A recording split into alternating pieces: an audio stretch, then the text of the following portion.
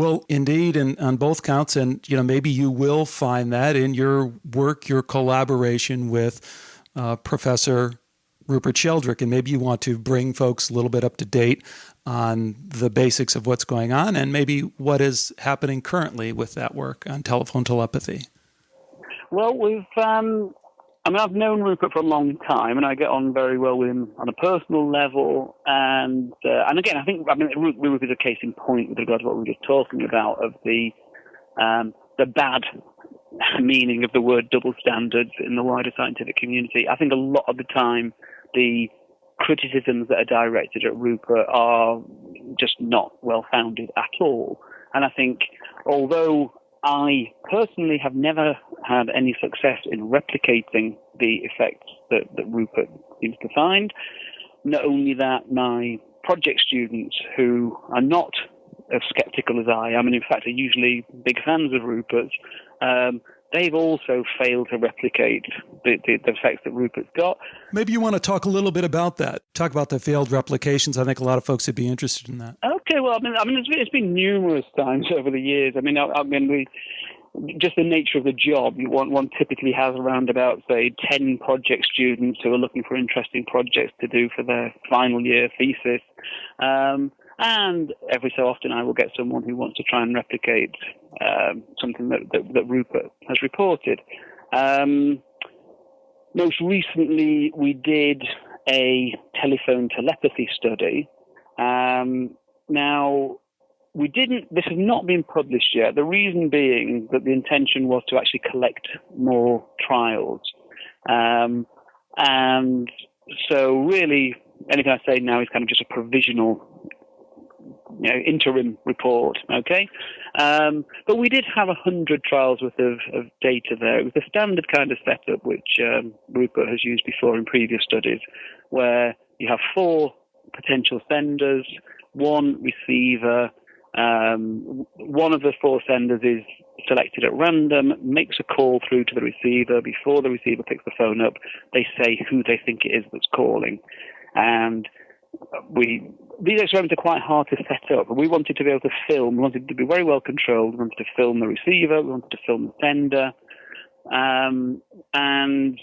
Obviously, the receiver has to have 4 people they feel they've got this special rapport with. You need at least 2 experimenters. Getting all those people in the right place at the right time can be an absolute logistical nightmare. But these project students managed to get 100 trials. Now, the results came out kind of bang on chance, pretty much. As I say, the original intention was to try to get up to 200 trials, and we just found the logistics of it too difficult, and it seems to be one of those things that's now gone off the back burner. I would like to finish that study off. I'd like to report that study, however the results came out. Whether it will ever actually happen or not, I do not know. At the moment, we're trying to set up a new study. Rupert's really, as you'll be aware, Rupert has a lot of online experiments that people can go to his website and try out. We're using that kind of setup that he's got there, but I think it's important that we do it in a well-controlled way. Now, if we do manage to get the new version of this study up and running, this is using mobile telephones. Rather than having 4 potential senders, it has 3. The 3 senders is not as well controlled as what we were originally doing, but it'd be a good starting point. We can always go into more controlled work after that. The 3 potential senders can be going about doing their daily business as long as they are ready to take part in the experiment when they're told to do so. And the whole thing is pretty much automated. So we're hoping to get that up and running fairly soon, and it'll be a matter then of watch this space, see if we get significant results. But as I say, we've carried out some other stuff based on the software on Rupert's website. I'm afraid we didn't get positive results. In the past, I've had project students looking at the detection of staring kind of paradigms. Again, we didn't get positive, significant results. So it's not for want of trying. Well, I don't know. I think we just have to see and continue to try. I think that's also one of the problems in this area of research is exactly matching someone else's protocol is difficult, and it's hard to know what you're taking in, what you're taking out. We did a little experiment here, just as a precursor to a university experiment, we did one at Open Source Science where I'm involved with Sheldrake's dogs that know, and found that to be somewhat of a logistical nightmare in terms of finding owners who were.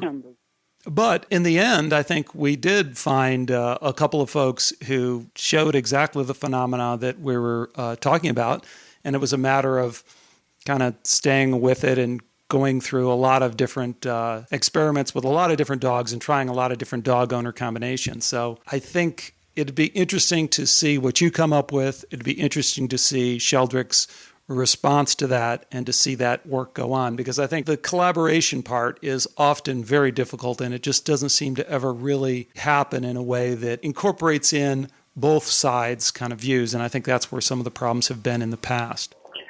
I think there's some truth in that. But there's also, again, I'm not directing this specifically at Rupert. I think there is a bit of a problem there in terms of the way the outcomes of experiments can be then interpreted. So, for example, in cases of previous attempts at replicating the telephone telepathy stuff, if the results do replicate, then Rupert's obviously quite happy to accept them. If they don't replicate, you can usually point to some kind of change in protocol that might be responsible. Now, it makes perfect sense to me that Rupert, who sincerely believes that these are real effects, is going to look at this and say, well, okay, I know I've got a real phenomenon here, so why didn't it show up in this experiment? Well, it must be because of this change in protocol. But I'm also pretty sure that had the experiment produced positive, significant results, Rupert would have quite happily accepted that as a replication. It's a kind of heads I win, tails you lose.